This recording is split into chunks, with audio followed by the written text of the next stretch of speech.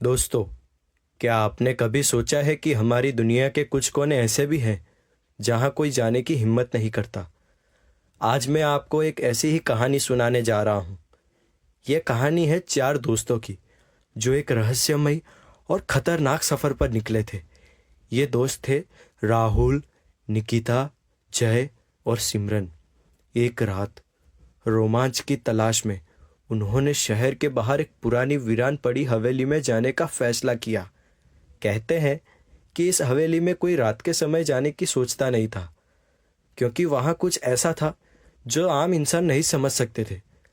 लेकिन ये दोस्त इसे बस एक अफवाह समझ बैठे और उस हवेली की ओर चल दिए, यह सोचकर कि शायद वहाँ अलग ही रोमांच होगा। लेकिन उन्हें क्या पता था कि जो जगह उन्हें रोमांच का मज़ा देगी वही उनकी ज़िंदगी का सबसे बड़ा डर भी बन जाएगी। तो चलिए सुनते हैं इस खौफनाक हवेली की कहानी, जहाँ हर कोने में छिपा है एक रहस्य, हर अंधेरे में छुपी है एक कहानी और हर आवाज़ में बसी है एक चीख। तो स्वागत है आपका भूतिया मोहल्ला की एक नई कहानी में। राहुल, निकिता, जय और सिमरन, इन चारों ने शहर के बाहर एक पुरानी हवेली के बारे में सुना था कि उस हवेली में रात के समय अजीब अजीब आवाज़ें सुनाई देती थी और कई लोगों ने वहाँ पर कुछ ऐसा देखा था कि वो उस हवेली के बारे में सोचने से भी डरते थे। पर ये चार दोस्त इन सब बातों को नहीं मानते थे। वो कहते थे, हम आज के ज़माने के बच्चे हैं, हम नहीं मानते कि वहाँ उस हवेली में कुछ हो सकता है, हम जाएंगे वहाँ। और वो चारों दोस्त रात के ठीक 12 बजे, जब चारों तरफ खामोशी छाई हुई थी, तब ये लोग उस हवेली के पास पहुंचते हैं और दरवाज़ा खोलते हैं। जब ये लोग अंदर गए तो दरवाज़ा अपने आप बंद हो गया।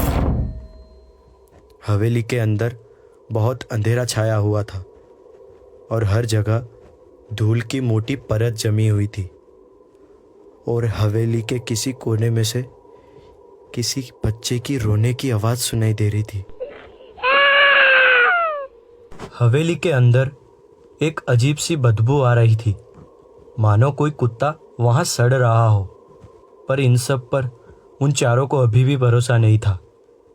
यही सोचकर वो लोग हवेली के अंदर चले गए। पर जैसे जैसे वो आगे बढ़ते गए, उन्हें किसी की बातें करने की और चिल्लाने की आवाज़ें सुनाई देने लगी। अब ये चारों धीरे धीरे डरने लगे थे। तभी जय उनका हौसला बढ़ाते हुए कहता है, अरे डरने की कोई बात नहीं है, ये तो हमारा भ्रम है।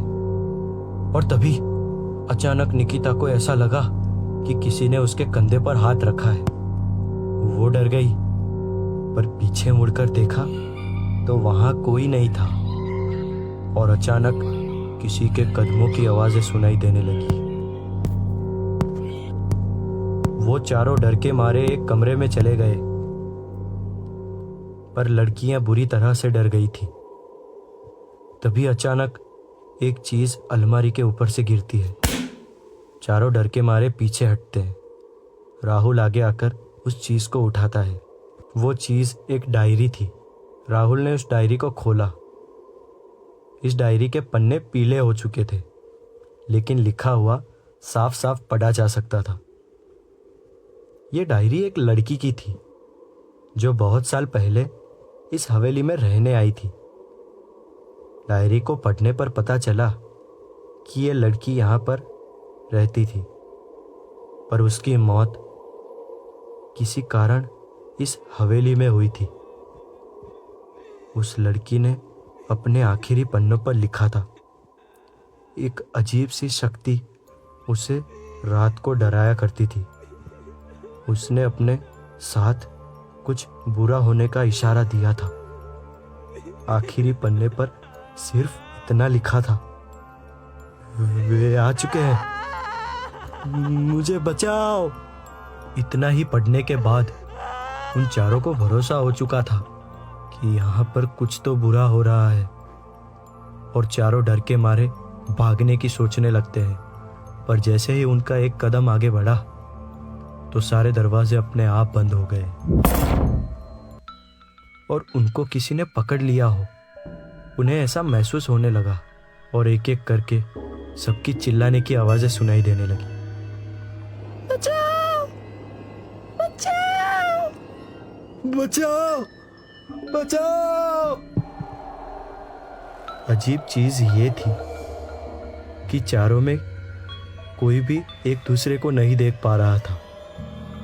राहुल को लगा कि उसे कोई खींचकर हवेली के ऊपर कमरे में लेकर जा रहा है। निकिता को ऐसा लगा कि वह जमीन पर बंधी हुई है और उसकी हरकतें कोई रिकॉर्ड कर रहा हो। जय और सिमरन को ऐसा महसूस हो रहा था कि जैसे कोई उनका गला दबा रहा हो। पर अचानक हवेली में एक तेज रोशनी आई और सब कुछ शांत हो गया। सुबह के वक्त चारों दोस्त बेहोशी की हालत में गांव वालों को हवेली के बाहर पड़े मिले।